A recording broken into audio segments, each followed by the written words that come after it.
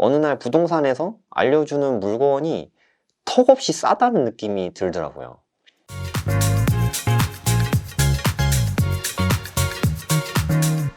당연히 있죠. 제가 후회하거나 하는 사람이 아니거든요, 원래가. 근데 제가 일생을 살면서 유일하게 후회하는 단 한 가지예요. 제가 2010년부터 사업이 잘 돼서 돈을 꽤 잘 벌었거든요. 근데 저는 부동산 폭락론자였어요.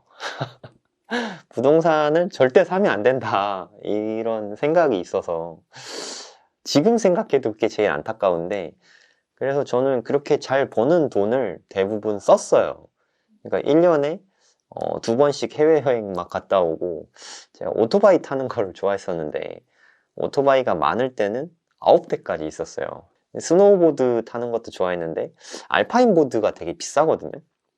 알파인 보드가 한 장에 뭐 비싼 거는 한 200만원, 300만원 하는데 많을 때는 한 30장까지 있었어요. 그러니까 쓸데없는 돈을 너무 많이 썼죠. 네, 그렇게 살다가 어느 날 집값을 봤는데 2016년, 17년 막 이쯤 되니까 갑자기 막 이렇게 오르기 시작하는 거예요. 제가 지금도 기억하는데 제가 순회동에 살았거든요. 순회동에 파크타운이라는 데에 살았는데 제가 이렇게 세입자로 살고 있었는데 임대인이 우리 집 사라 라고 말씀하시는 거예요. 그때 가격이 4억 7천만 원이었어요. 되게 고민을 많이 했거든요. 살까 말까. 근데 이 집 너무 구린데 별로 이렇게 사고 싶지 않은데 살까 말까 되게 고민을 하다가 그냥 안 사기로 결심을 하고 그냥 안 사겠습니다 라고 했는데, 그때는 집값이 대출이 80%까지 나왔거든요. 그러면 1억도 안 드는 가격에 그 집을 살 수가 있었거든요. 지금은 뭐 한 13억에서 15억 정도 할 거예요, 그 집이. 정말 안타까운 일이죠. 근데 그때가 한 2015년, 16년 그때였는데, 그렇게 막 이렇게 오르기 시작하는 거를 보고 나서 제가 되게 반성을 많이 했어요. 내가 진짜 무식했구나. 그때 제가 와이프한테 얘기했습니다. 자기야, 내가 정말 너무 멍청했어. 미안해.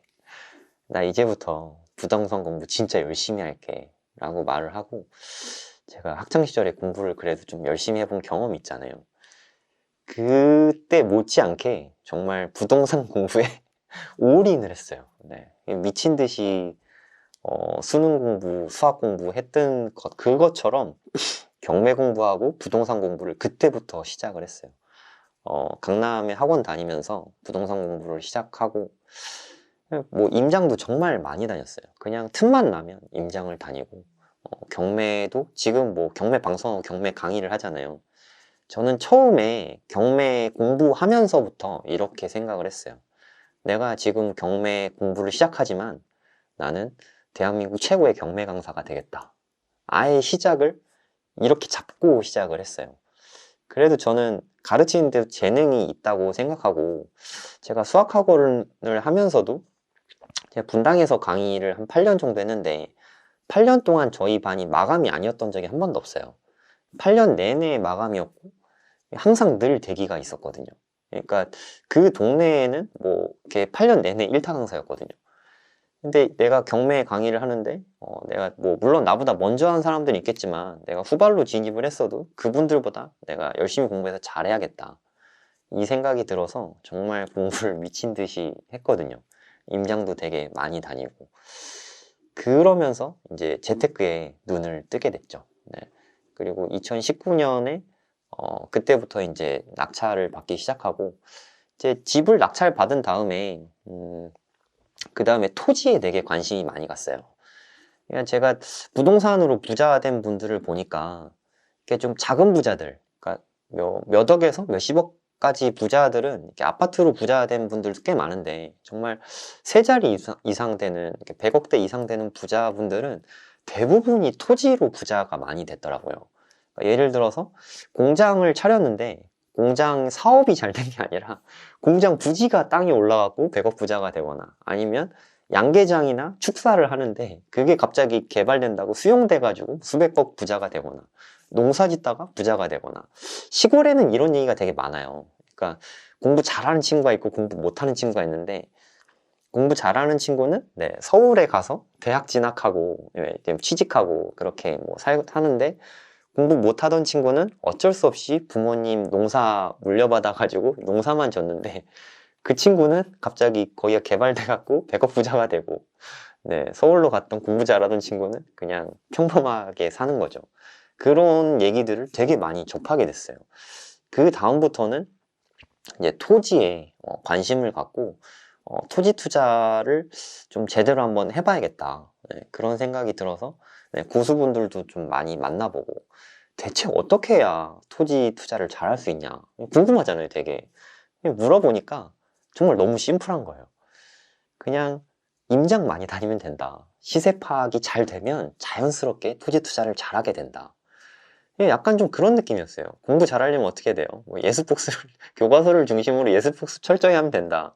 그런 것처럼 그냥 토지 투자도 특별한 게 있는 게 아니라 임장 많이 다니고 공부 많이 하면 그냥 자연스럽게 부자가 된다. 현장에서 배워라. 이런 얘기를 되게 많이 해주시더라고요. 그래서 아 그렇구나 하고 그 다음부터는 그냥 임장은 한 일주일에 한 3번씩 다닌 것 같아요. 그때 제가 한 2달 동안 차를 한 7,000km 정도 이렇게 운전을 하면서 임장을 다녔어요. 근데 실제로 정말 신기한 게 처음에 갔을 때는 대체 무슨 땅을 봐야 되는지 모르겠더라고요. 그냥 맨 논밭이고 산이고 뭐 다 내 눈에 똑같아 보이는데 대체 뭐가 좋은 거지 하고 뭐 안 보였는데 그냥 7,000km쯤 가보니까 어느덧 제가 이렇게 볼 때 경매 매물도 보고 부동산 통해서 일반 매물도 항상 같이 보거든요. 이게 되게 중요한데 이게 보다 보니까 부동산 사장님들의 썰을 계속 듣잖아요.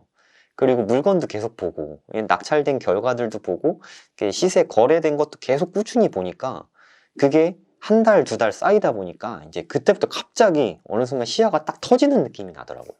그러니까 마치 영어 이렇게 히어링 계속 하다 보면 귀가 뚫린다 뭐 이런 얘기 듣잖아요. 네, 저도 그거 별로 안 믿었는데 정말 계속 듣다 보니까 귀가 뚫리더라고요. 어느 날 부동산에서 알려주는 물건이 턱없이 싸다는 느낌이 들더라고요. 이게 그때 제가 SK 하이닉스라고 이렇게 되게 큰 개발 호재인데 네, SK 하이닉스가 원산면에 생기기로 이제 확정이 됐어요. 그러면서 원산면이 토지거래 허가구역으로 묶이면서 그 안에 땅은 이제 외지인이 못 사니까 그 바로 옆에 있는 백안면이 되게 뜨기 시작했는데 백안면의 토지들을 열심히 보러 다니다 보니까 갑자기 어느 날 오늘 아침에 나온 물건인데 이거 한번 보시라고 보자마자 가격이 너무 좋은 거예요. 그때 한 600평 정도 됐는데 4억에 나왔거든요. 당시 근데 제가 돈이 뭐 그렇게 많지가 않았어요. 네. 제가 한 6천만 원 정도 있었는데 4억짜리 땅을 사기가 너무 부담되잖아요. 그래도 본 게 있으니까 네, 사장님한테 부동산 그 소장님한테 그럼 이거 대출은 얼마 정도 나올까요? 물어보니까 2억 5천만 원이 나온다는 거예요. 그럼 저 1억 5천만 원만 있으면 되니까 9천만 원 남은 거잖아요. 그러면 어떻게 저렇게 막 하면은 될 것도 같은 거예요. 아슬아슬하긴 한데 근데 내가 이걸 만약에 안 사면 이런 매물을 다시 못 만날 것 같은 거예요. 그러니까 그게 처음 보자마자 그런 게 아니라 그러니까 예를 들어 이런 거예요. 그 동네 시세가 한 110만 원, 120만 원 이런데 그게 60만 원이 나온 거예요. 정말 터무니없이 싸게 나온 거죠. 그래서 이거는 일단 사놓고 결정을 일단 하고 나중에 고민을 해야겠다. 돈이야 뭐 어떻게든 마련을 해봐야겠다 라는 생각을 하고 네, 근데 사장님한테는 점심 먹고 이따가 생각해보고 바로 말씀드리겠다. 그래서 그때 아내랑 같이 이렇게 땅을 보러 갔었는데 백암순대 되게 유명하거든요. 백암순대에서 순댓국 먹으면서 저는 계속 이제 계산기 두들겼죠. 막 계산기 계속 두들기다가 당연히 와이프가 걱정하면서 그럼 당신 돈 없잖아. 어떻게 괜찮겠어? 투자를 몇 개 해서 현금 6천만 원밖에 없었으니까 괜찮겠어 당신? 막 이러더라고요. 될 것도 같고 안 될 것도 같고 근데 이거 놓치면 안 될 것 같아 막 이렇게 얘기하다가 일단 부동산에 얘기했죠. 계약하겠습니다 하고 과감하게 얘기를 하고 이제 계약서를 이렇게 딱 썼어요. 9천만 원을 그리고 그 대신 좀 잔금일을 최대한 좀 미뤄달라. 그래서 2달까지는 해주겠다 얘기를 하셔서 2달로 이렇게 미뤄두고 그 다음에 이제 정말 미친 듯이 일을 하고 현금 채굴 열심히 하고 그냥 어디서든 끌 수 있는데 끌 수 있는 대로 그냥 최대한 끌었더니 정말 아슬아슬하게 잔금 1억 5천만 원을 딱 냈죠. 그때 거기 부동산이 너무 뜨거워가지고 매도자가 이제 취소한다고 할 수도 있잖아요. 계약금 10% 내고 원래 그 잔금 90% 보통 내는데 취소하면 안 되니까 중도금이 들어가면 취소가 안 되거든요. 저는 지금도 무슨 부동산을 사든 그러는데 계약금 10%와 중도금 10%를 일단 처음에 내요. 그럼 취소가 안 되거든요. 그래서 나중에 이제 잔금 낼 때 막 취소하고 싶다 계속 했는데 안 된다고. 그래서 끝까지 계약을 하고, 네. 뭐, 첫 경험이긴 했지만, 이게 그동안 많이 봐온 게 있으니까, 네. 처음부터 토지 투자는 좀 성공적으로 할 수 있었고, 네. 그 이후에도, 네. 여러 군데들, 원산면도 이렇게 토지거래 허가구역이긴 한데, 150평 미만의 농지는 네, 살 수 있어요. 외지인도. 네, 그런 것들을 또 찾아가지고 또 투자하고, 네, 지금은 이제 땅이 별로 없긴 한데, 네, 저는 땅 보러 다니는 걸 되게 좋아하거든요. 저는 아들이 둘이 있거든요. 네, 그때는 큰 아들이 한 초등학교 1학년쯤 됐고, 둘째 아들이 한 5살 정도 됐을 때였는데, 두 아들 데리고 임장을 많이 다녔어요. 애들아, 우리 묘지 탐험 갈까? 하면 애들이 엄청 좋아하거든요. 좋아! 하면서 묘지 탐험, 산 임야 같은 데 가면 묘지가 항상 있어요. 그래갖고 걔네들은 묘지 보고 저는 이렇게 토지 임장하고 네, 그러면서 같이 땅 보러 많이 다녔어요. 네. 그러니까 현장이 항상 답이 있다고 생각해요. 네, 현장을 많이 다니면 기회도 되게 많은 것 같아요. 사실 여기까지 뭐 부자 얘기하다가 갑자기 이런 얘기하면 되게 웃길 수 있는데 저는 이렇게 돌이켜보면 그렇게 돈 욕심이 많은 사람은 아니더라고요. 저는 경차를 타고요. 그리고 옷도 세일하지 않으면 잘 안 사요. 그러니까 이 옷도 어저께 그래도 체인지 그라운드 나오니까 이게 너무 후질근한 옷밖에 없더라고요. 그래서 체인지 그라운드 나오니까 어제 아울렛 가서 한 30% 정도 세일하는 옷으로 2월 상품으로 사갖고 입은 거고 이 시계도 이게 달리기용 시계인데 이것도 벌써 2018년부터 쭉 차고 있거든요. 이 전에 차던 시계는 21살 때부터 차던 시계인데 10여 년을 찼어요. 저는 원래 돈을 많이 쓰지 않아요. 제 생각엔 버는 것도 물론 되게 중요하긴 한데 절약이 정말 중요한 것 같아요. 그러니까 살면서 돈이 많이 들어가지 않는 시스템을 구축하는 게 일단 저는 더 중요하다고 생각하고요. 근데 그러기 위해서 가장 중요한 건 남들의 시선을 의식하지 않는 게 중요한 것 같아요. 제가 생각하기에 보통 사람들이 돈이 제일 많이 드는 게 자기 주거용 집과 그리고 차라고 생각하거든요. 주거용 집과 차에 큰 돈을 들이지 않으면 그래도 이렇게 큰 돈이 나갈 일이 별로 없다고 생각해요. 근데 한강변에 이렇게 멋진 집이나 이렇게 뭐 외제차 뭐 몇 억짜리 되는 외제차나 이런 거는 사실 계속 금액이 줄어드는 거잖아요. 네, 부채죠 어떻게 보면. 네, 기요사키 책을 보면 네, 내 주머니에서 돈을 빼가는 것은 다 부채니까 그런 거 어떻게 보면 부채일 수도 있거든요. 네, 그런 거를 좀 잘 안 갖는 게 일단 제일 중요한 것 같아요. 그리고 저는 돈 버는 것 자체를 놀이라고 생각을 해요. 그러니까 사람들은 일을 하면 노동으로 이렇게 등식을 성립시키거든요. 일은 노동이다. 일은 힘든 것. 돈 버는 건 힘든 것. 이렇게 포지셔닝 돼 있는데 그게 직장인으로 오랫동안 살아와서 이렇게 포지셔닝이 된 것 같아요. 근데 저는 살면서 직장인이었던 적이 별로 없거든요. 뭐 끼케야 뭐 알바생 정도? 근데 저는 알바를 하면서도 늘 즐겁게 일했거든요. 네, 그 사장님 아들이란 말도 그래서 듣는 것 같고 저는 어디서 무슨 일을 하든 저는 항상 즐겁게 하거든요. 그냥 저는 항상 뭘 하든 다 놀이라고 생각하고 그냥 돈 버는 것도 항상 늘 놀이라고 생각하거든요. 어떤 사업을 만들면 사람들한테 도움이 되고 내가 재밌고 돈이 될까 이런 궁리를 하는 게 사실 제일 중요하다고 생각해요. 그냥 저는 제 자신의 직업을 그냥 사업가라고 생각을 하거든요. 그러니까 어떻게 하면 돈 벌까 이 궁리만 저는 하루 종일 하거든요. 저는 그래서 인생이 되게 즐거워요. 그러니까 제가 하는 모든 일 중에서 누군가가 저한테 시켜서 하는 일은 단 한 개도 없어요. 다 내가 하고 싶어서 하는 거고 내가 원해서 하는 일밖에 없거든요. 저는 오늘 아침에도 5시에 일어나가지고 아침에 그 산 달리기 하고 그리고 여기 와서 지금 촬영을 하고 있는데 뭐 누가 저한테 시킨 적 없거든요. 그냥 내가 뭘 해야 될까, 뭐가 재밌을까 이 생각만 하고 사니까 돈 버는 것 자체가 즐거운 놀이가 됐어요. 전 일단 이게 제일 살면서 중요하다고 생각하고 뭐 너무 많죠. 너무 많고 네. 이렇게 뭐 얘기를 해주다 보니까 잘 된 거 위주로 말씀을 드려서 네, 그럴 뿐이고 일단 제가 처음에 부동산 투자를 시작한 건 공투로 했어요. 공투, 공동투자. 예, 가장 처음에 투자했던 게 아파트에 투자했는데 그때 스터디에서 네, 그냥 같은 한 물건을 한 30명에서 투자를 했어요. 네, 그래서 그거를 한 500만 원씩 내가지고 투자를 했는데 아파트로 그런 상승장에서 손해보는 게 쉽지 않거든요, 사실. 근데 그게 한 마이너스 18% 정도? 네, 손해를 봤었죠. 네. 이 공투가 여러모로 좀 단점이 많습니다. 네. 내가 이렇게 컨트롤할 수 있는 것도 좀 적은 편이고, 네. 그리고 가장 큰 실패 사례는 마이너스 100% 사례도 있는데, 지방에 있는 상가 투자를 3명에서 공동 투자를 했는데, 1,500만 원, 1,500만 원, 1,500만 원 해서 4,500만 원으로 대출을 받아가지고 한 2억 정도 되는 지방에 입지 좋은 상가를 샀어요.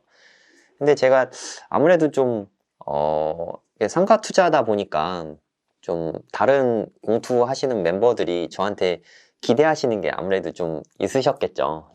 그런데, 저는 사실 거기에 좀 스트레스를 많이 받았어요. 그러니까 난 사업하는데 좀 영향도 많이 쓰고 스케줄이 되게 많아서 이거 하기도 되게 바쁜데 그것까지 하려니까 좀 너무 힘들더라고요. 그래서, 이분들하고 공투를 계속 같이 하면 내가 이 두 분을 미워할 수도 있겠다.